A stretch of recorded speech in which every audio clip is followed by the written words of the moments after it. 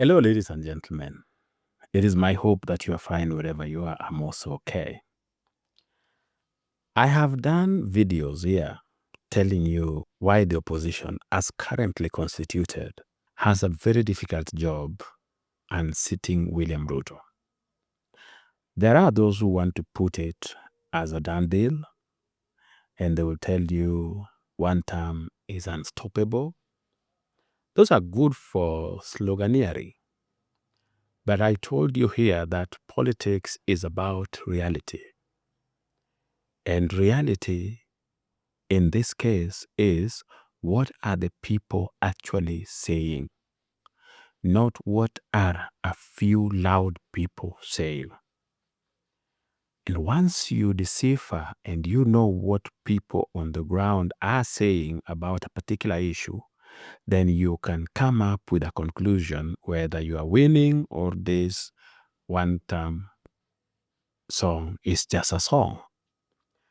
I want to share with you again the 3 reasons why the opposition, as currently constituted, is doomed to fail.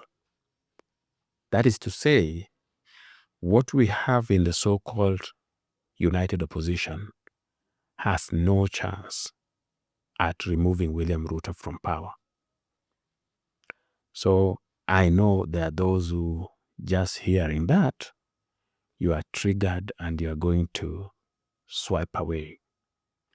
Before you do, let me make my case.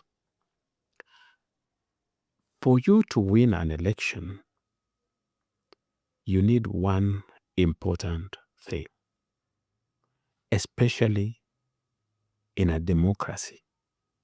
To win an election in a democracy, you need a rallying call. One thing that many people can identify with. I want to give you an example both locally and internationally.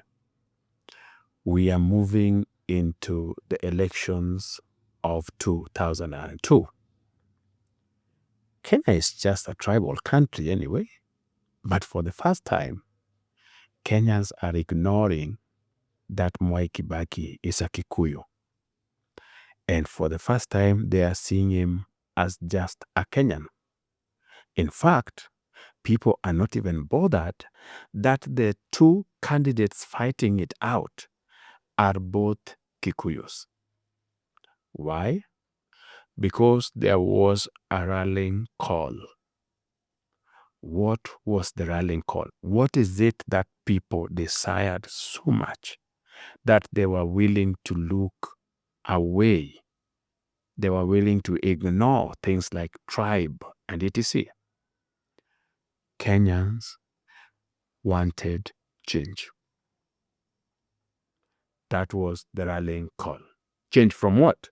Change from 24 years of Moi's rule. The people who campaigned for Mwai Kibaki did not just tell you how bad Moi was. No. They told you what Moi was doing bad and how they were going to correct it. Meaning, they were pointing out the problems. But at the same time, ladies and gentlemen, these people were sharing possible solutions. Moi has brought the economy down by doing 1, 2, 3. I take over as Mwai Kibaki. I'm going to revive the economy by doing 1, 2, 3. That is an example. It won, ladies and gentlemen. Fast forward to 2022. William Ruto is going against the grain. And not just any ordinary grain, ladies and gentlemen.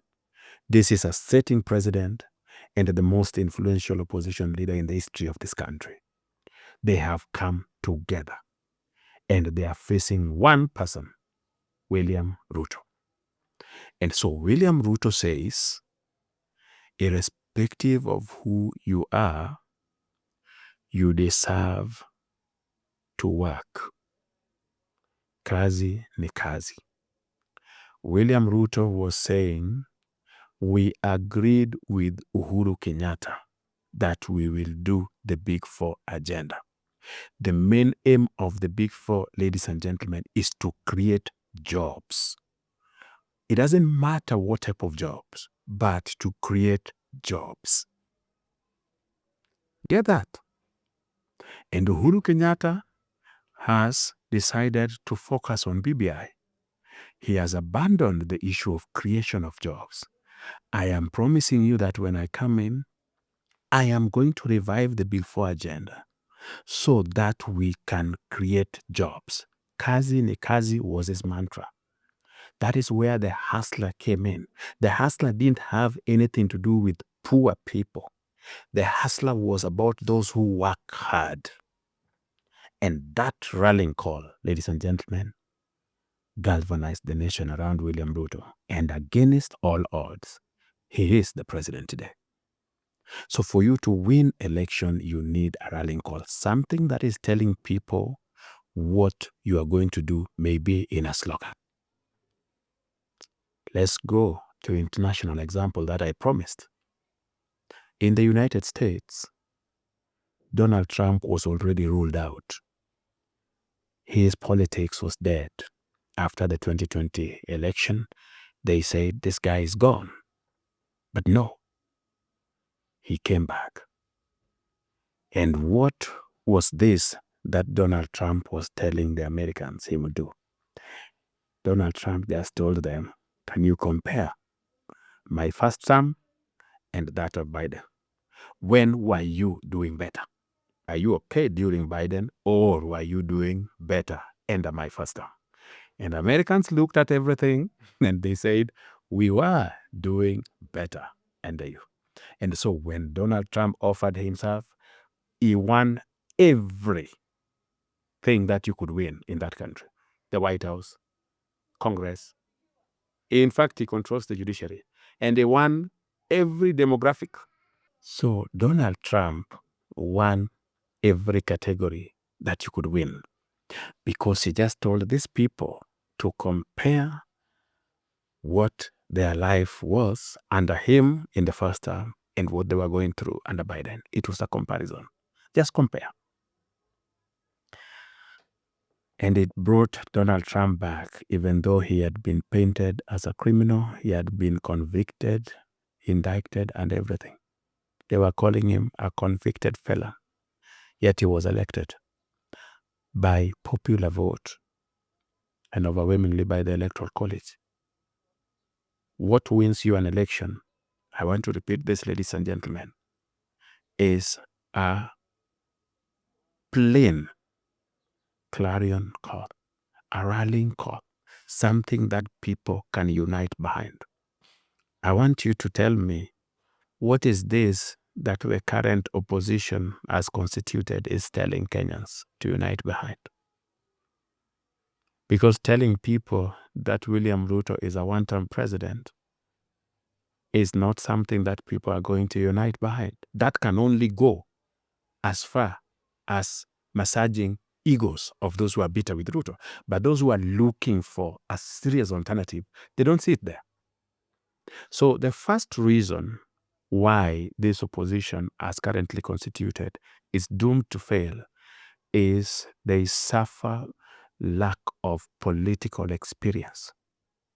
Rigathi Gachagua, no experience at all.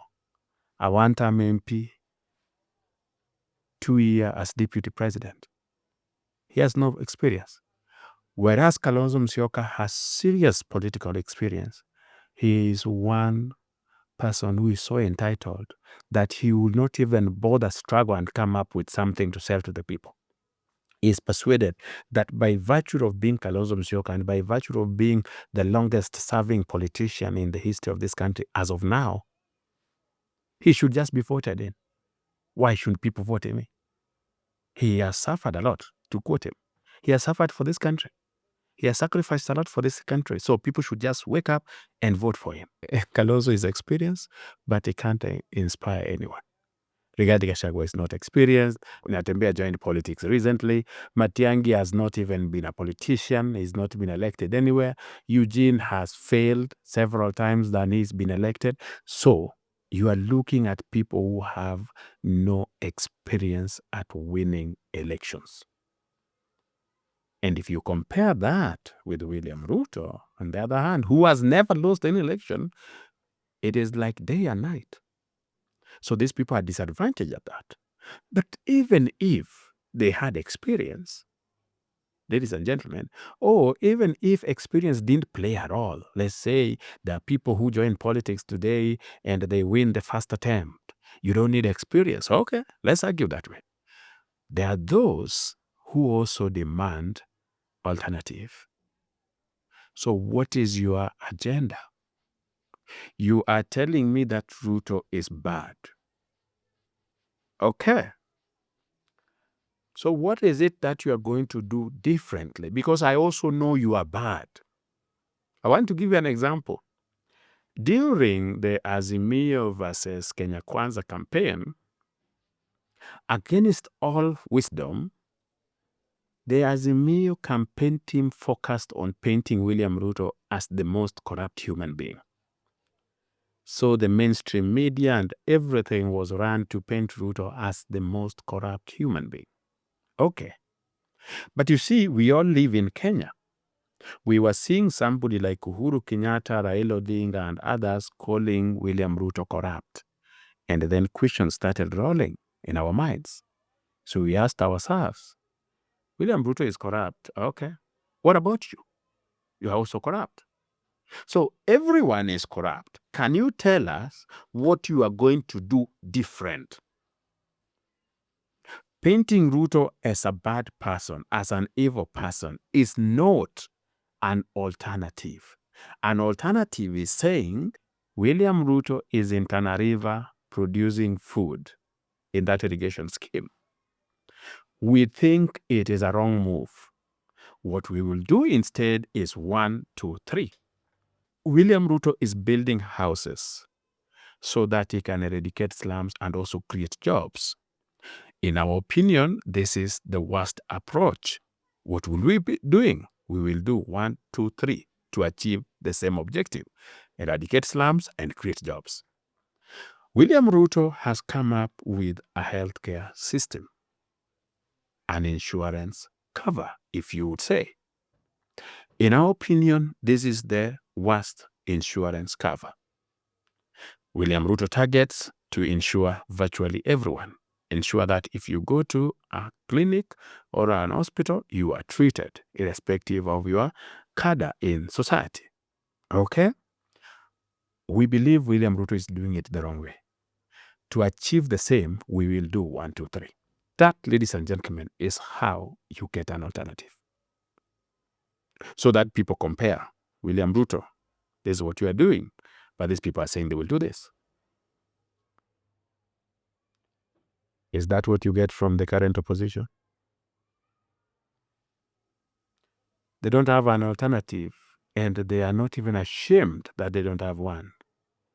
You will hear the likes of Sifuna saying, we don't need an alternative. Our alternative, we don't even need an agenda. Our agenda is to remove Ruto from office. Then we will figure out the rest. It's like you go to an hospital, ladies and gentlemen, and you are told by a surgeon that even though we don't know what you are suffering from, what we want to do, you've said you have pain in your leg. Okay. We will cut that leg and figure out what the issue is later. Will you say, go ahead? No, you won't. So these are people who are telling you, we don't even want to say what he is doing wrong. What we know is that is a bad person. It's not about what he's doing. It's about him as an individual. We have issues with him. If you put a goat next to William Ruto, we will vote for a goat. So the issue is not what is the goat capable of doing. No, we know the goat can do nothing. But it is an individual issue. We don't want William Ruto in power. We want somebody else. So it doesn't matter whether William Ruto, Rigathi put it plain, that whether William Ruto was to connect milk into every home, whether he was to do all roads, it doesn't matter what William Ruto does. I am not coming up with this, ladies and gentlemen. This is Rigathi Gachagua. It doesn't matter what William Ruto does. He must be removed from office. So it is not about him failing, no. It's about him being William Ruto. He has to go home. Is that an alternative? Is that something you can sell to a rational being? You can't. And I told you, there are bitter people who do not want any rationale. They don't, but there are few. They are not enough to remove Ruto from power. So you will need other rational human beings to join you. And those rational human beings, ladies and gentlemen, will want an alternative. And this opposition does not have that. The third reason why this opposition will most definitely fail has everything to do with what is uniting them. What is it that is bringing them together? I have told you, these people are not experienced. Two, they don't have an agenda. So what is it that is bringing them together? What is bringing these people together is the desire to get rid of William Ruto. So all of them are neatly fit together with bitterness, nothing else. Just pure, raw bitterness. We don't want William Ruto. Maybe I was impeached thanks to him. I am not president thanks to him. I would be a minister somewhere thanks to him. I'm not doing very well here because of him.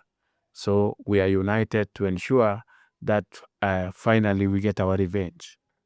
Revenge is not such an important factor, because recruiting people into hatred is so difficult that very few people can pull it off.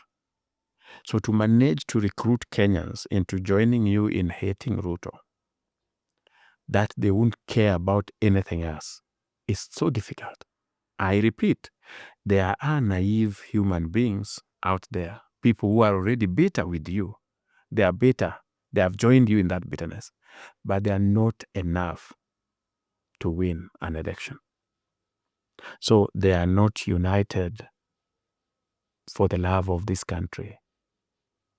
That is not what is bringing them together. It is not patriotism, the feeling that this country is being mismanaged and we need to come forward and rescue it. No, no, no.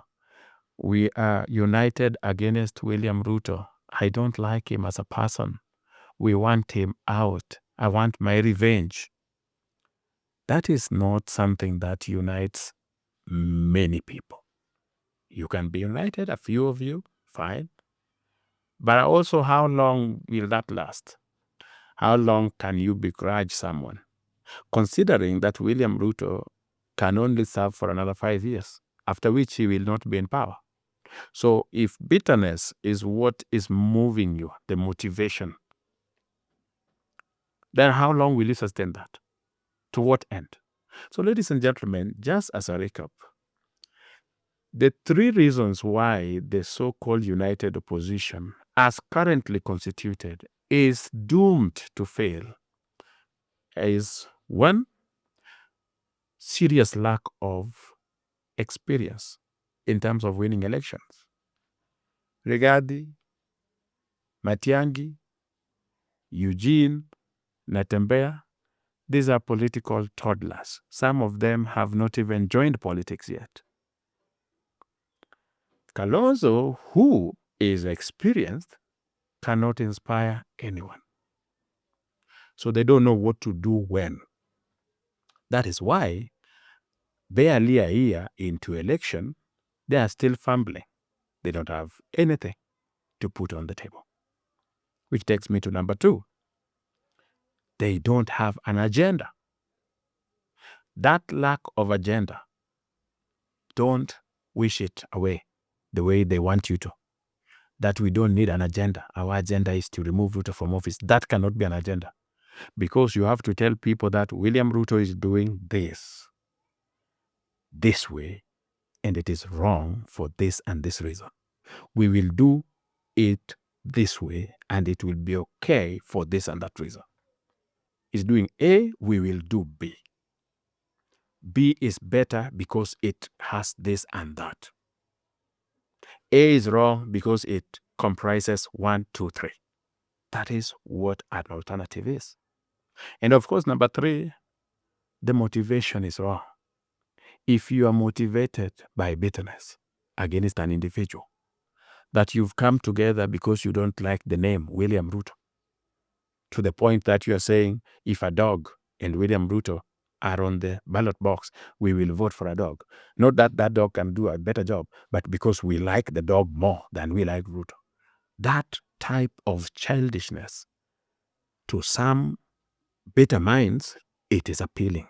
But those bitter minds are few. They are not enough to win an election. You will need rational minds too to convince them to join you. And those ones will want serious motivation. You must prove to them that you are being moved by something more than bitterness. It is my hope that you got value from this video. If you did, let me know in the comment section. And if you have not subscribed to this channel, take a second, subscribe, and also like and share this video. If you want to know other reasons why this opposition is likely to fail, watch this video.